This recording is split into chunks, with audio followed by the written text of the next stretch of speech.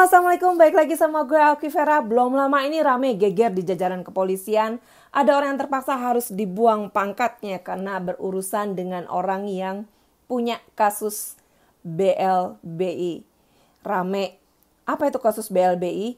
Gue akan angkat kasus tersebut dan jabarin satu persatu. Ada apa dengan kasus tersebut dan kenapa gue akhirnya kasih nama kasus tersebut adalah sebetulnya kasus Ipar skandal. Sebelumnya di sini gue mau ucapkan hormat kepada seluruh jajaran kepolisian Republik Indonesia yang sudah tanpa pandang bulu tebas habis orang-orang yang bermasalah dan berurusan dengan hukum, walaupun itu ada di dalam jajarannya sendiri. Keren. Kadrun yang gak tahu menau soal ini sibuk menggoreng dengan editan-editan yang sudah dipersiapkan oleh para buzzer dari sebelah sana dan kemudian mereka tinggal posting karena mereka sudah dapatkan dari beberapa akun WA group atau bagaimana, gue nggak ngerti. Nanti gue akan angkat akun-akun tersebut seperti yang satu ini. Bapak Cyber, silakan dicek. Masih banyak masyarakat Indonesia yang terima editan-editan seperti ini kemudian sekedar ikutan posting.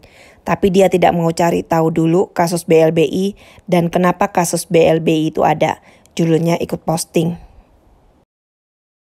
Nah, di sini gue akan angkat dulu mengenai ada apa dan kenapa terjadi itu yang namanya kasus BLBI. Kenapa gue mau angkat kasus BLBI ini? Karena kemarin waktu demo kemarin itu ada 20 orang anak pelajar tertangkap dan anak pengangguran. Dan umur mereka tuh umur-umur anak-anak yang gak ngerti sama sekali apa itu kasus BLBI. Bahkan dari video yang beredar ada anak SD, SMP, SMA. Bahkan katanya minggu depan mau digerakkan lagi anak mahasiswa untuk menurunkan Pak Jokowi. Sekarang Kadrun lagi sibuk ngegoreng masalah antara Joko Chandra dan kepolisian. Aduh, Drun. Dengerin dulu yang satu ini ya. Kasus BLBI ini gue kasih julukan sebagai kasus Ipar skandal. Kenapa begitu? Karena memang begitu adanya. Padahal begitu banyak nama yang keluar dan begitu banyak nama-nama yang akhirnya terpaksa harus berurusan dengan hukum. Kita rentet dari awal kasus ini ada.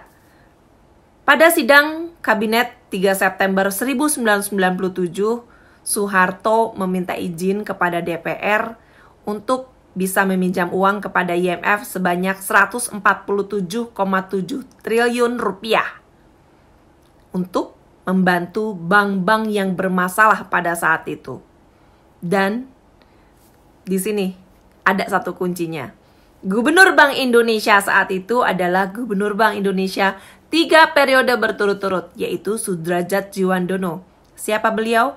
Beliau adalah ipar dari Bapak Prabowo, suami dari kakak perempuan Bapak Prabowo, Ibu Bianti, yang akhirnya ketahuan menyogok anggota DPR agar mengiyakan permintaan Soeharto untuk bisa pinjam cuan sama IMF sebanyak 147,7 triliun rupiah. Orang yang akhirnya terseret dalam kasus hukum adalah pejabat Bank Indonesia.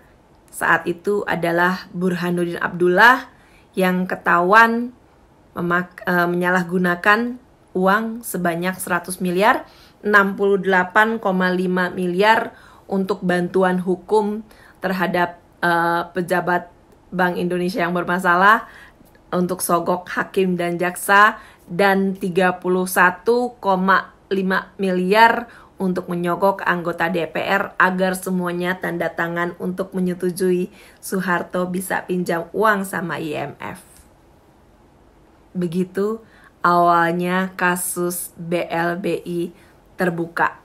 Setelah kasus tersebut terbuka dan uang bisa cair dari IMF sebanyak 147,7 triliun, ditemukan oleh BPK kejanggalan. Ada penyelewengan dana sebanyak 138 triliun rupiah. Wow. Soeharto izin minjam uang kepada IMF, tujuan awalnya untuk membantu bank-bank yang bermasalah. Itu yang dibicarakan di depan DPR 3 September 1997.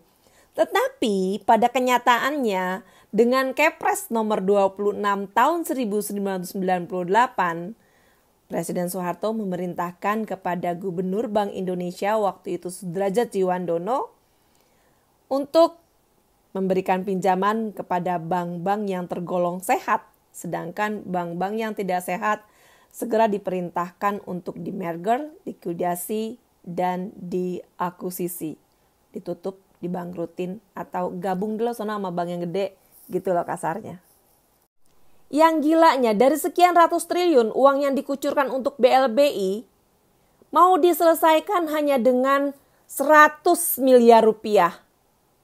Untuk menyogok DPR untuk menyetujui peminjaman tersebut, menyogok jaksa dan hakim agar menyelesaikan semua kasus tersebut, meng-SP3-kan kasus tersebut. Akhirnya Burhanuddin Abdullah karena ketahuan sudah melakukan penyelewengan jabatan dipenjara selama 5 tahun. Dan juga Deputi Bank Indonesia saat itu adalah Bapak Aulia Pohan, besan dari Bapak SBY, juga kecipratan kena hukuman 4 tahun 5 bulan penjara.